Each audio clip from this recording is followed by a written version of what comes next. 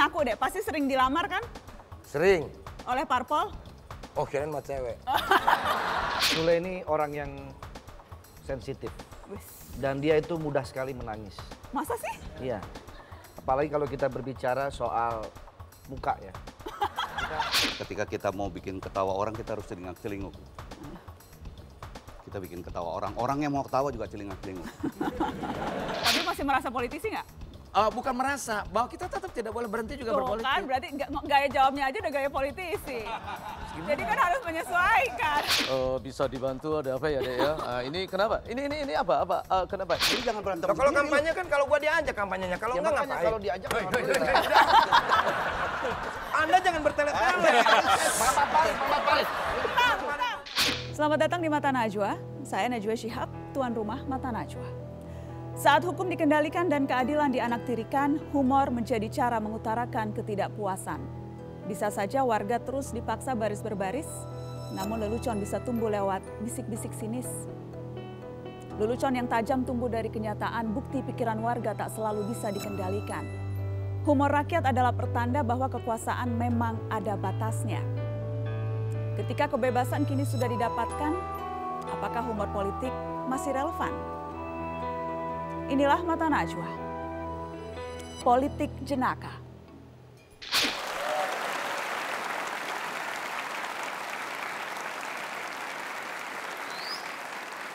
Pemirsa, banyak cara mengkritik penguasa, salah satunya lewat sentilan guyon dan banyolan.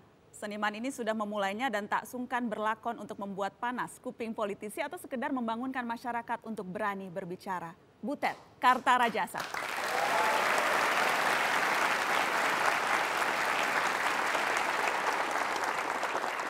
Kalau saat ini kita bicara soal politik, pasti langsung ingat lembaga survei. Keputusan-keputusan politik seringkali itu harus berdasarkan survei. Pokoknya dikit-dikit survei, dikit-dikit survei. Mau mencalonkan gubernur berdasarkan survei. Jadi begitu pentingnya survei sampai para jomblo pun ketika cari jodoh survei dulu. Benar, hasil survei itu ternyata tidak hanya politisi yang percaya. Oh sekarang ini, diam-diam ya, para komedian pun suka melakukan survei. Pelawak-pelawak itu, Pak Miing, pelawak Bagito itu survei dulu. Para komedian suka survei kepada penonton.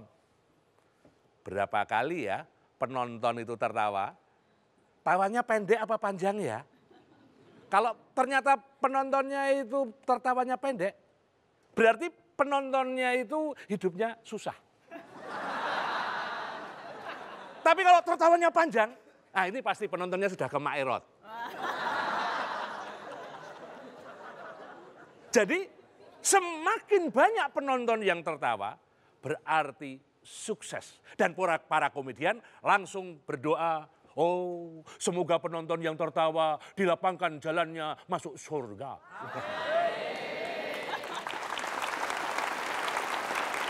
Nah, jadi kenapa banyak sekali orang kepengen jadi pemimpin? Nah ini hasil survei lagi. Berdasarkan hasil survei, ternyata jadi pemimpin itu lebih punya banyak waktu luang dibandingkan pengangguran. Ada fakta menarik di Indonesia ini ya. Menjadi pemimpin itu lebih punya banyak waktu luang atau waktu yang senggang. Buktinya kita semua tahu 10 tahun Pak SBY menjadi pemimpin punya waktu luang membuat 5 album. Ya kan? Nah sekarang setelah tidak jadi pemimpin 1 album pun nggak ada.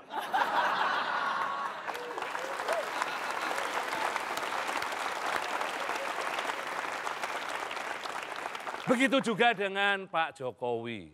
Bayangkan, sebelum menjadi pemimpin yang namanya Pak Jokowi itu sangat sibuk jadi tukang kayu. Nah, begitu menjadi pemimpin, Pak Jokowi sekarang malah punya banyak waktu luang buat blusukan. Sekali lagi dong, Butet Kartarajasa. Selamat malam Mas Butet. Selamat malam. Terima kasih sudah hadir di Mata Najwa. Terima kasih juga diundang. Iya, selalu senang mengundang Mas Butet karena selalu segar. Tadi memulai sudah dengan sangat segar di mata Najwa. Tapi sesungguhnya Anda itu mulai berkesenian istilahnya Mas. Sejak tahun 77 ya Mas, betul? 78 main teater pertama waktu masih SMA. Waktu masih SMA? Ya. Dan keterusan sampai sekarang? Kebablasan, geblasuk saya. Geblasuk. Aslinya saya seni rupa, basicnya seni rupa. Dari SMA seni rupa, perguruan tinggi seni rupa, tapi jalan hidupnya di seni pertunjukan. Keblasuk jadi komedian? Bukan komedian, saya aktor teater. Jadi tidak merasa lebih tinggi aktor teater ya? Bukan, justru komedian itu derajatnya sangat tinggi dan saya merasa tidak mampu di sana. Maka saya lebih mengklaim diri sebagai pengecer jasa acting. Jadi komedian itu susah ya Mas? Oh, saya itu hanya orang-orang jenius yang berani memperdikati dirinya sebagai komedian seperti beliau-beliau ini. Nanti kita akan tanya. Pengecer, jadi kalau gitu pakai istilahnya Mas Butet, pengecer jasa acting, Ya. pemain teater. Aktor. Dalam sejarahnya, Mas Butet sering mengangkat isu-isu sosial politik. Itu juga karena keblasuk atau karena memang merasa itu paling pas dengan jati diri Butet? Itu komitmen kebersamaan dalam kelompok teater Gandrik, di mana kami bertumbuh di Jogja sejak tahun 80-an itu. Jadi waktu itu ya memang itu persoalan kita bersama dan kita semacam membutuhkan ventilasi untuk mengatakan sesuatu yang tidak tepat. Jadi ingin mengatakan sesuatu yang baik menurut kita dan teater menjadi media untuk mengartikulasikan pikiran-pikiran itu. Jadi itu memang sengaja dipilih juga, merasa cocok dengan nafas Butet Kartarajasa. Kalau Ya. kritik, kalau nyentil-nyentil penguasa itu memang jati diri. Awalnya sih nggak menyadari itu sebagai jati diri, tapi sebagai satu kesenangan kolektif. Lalu kami merasa saya merasa ada di dalamnya dan kebablasan tadi. Kebablasan sampai sekarang. Kalau yang ini kebablasan juga tidak ya, saya ingin kita kasih tepuk tangan ke salah satu pentolan Warkop. Kita kasih sambutan untuk Indro Joyo Kusumo Negoro, Indro Warkop. Mas Indro, selamat malam. Terima kasih sudah hadir di Mata Najwa. Cium tangan. Karena tadi katanya kastanya lebih tinggi, gitu kan Mas Butet? Komedian dibandingkan dengan aktor. Setuju nggak Mas Indro? Aktor ya terutama, dia kan bisa membawakan semua karakter ya. Dan itu gaya bahasa merendahnya aktor memang. Oh gitu. Soalnya Mas Indro kan aktor juga. Jadi double. Kalau lagi film. Kalau lagi film. Iya. Lebih Kalau lagi di panggung saya komedian, Mbak. Lebih merasa komedian. Iya. Apalagi sekarang dibilang derajat lebih tinggi, saya semangat sekali. Bener, saya semangat sekali. Semangat ya. Apalagi filmnya jadi film terlaris sepanjang masa. Tambah semangat lagi yang terakhir. 6,5 juta orang yang nonton. Iya. Itu prestasi sangat signifikan itu Mas Indro. Iya. Iya. Ya, tapi kan bukan milik saya aja. Milik seluruh kru, milik seluruh bintang, milik seluruh bangsa ini. Karena yang nonton kan bangsa ini. Yang nonton Warkop Iya. bangsa ini. 6,5 juta sampai Iya. sekarang yang nonton. Kita akan, saya ingin teman-teman mengenal sedikit bagaimana profil kedua orang yang ada di meja Mata Najwa. Kita lihat tayangan berikut. Butet Kartarejasa, lelaki kelahiran 21 November 1961 ini mulai aktif berteater sejak 1977 hingga sekarang. Aksi seninya yang nyeleneh mulai dikenal luas sejak Butet menirukan gaya dan suara mirip penguasa Orde Baru, Soeharto. Dalam setiap pementasan seni, baik teater dan monolog, Butet kerap menyematkan guyon kritik kondisi sosial dan politik.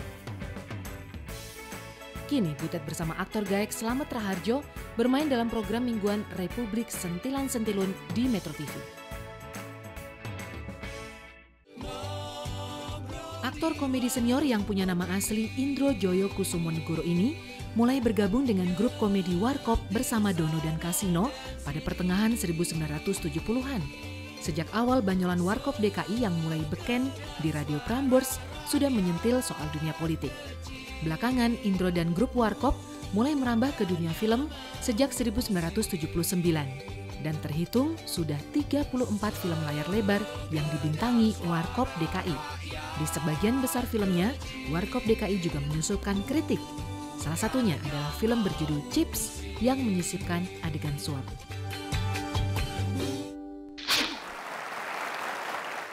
Nah, teror ini yang saya tunggu.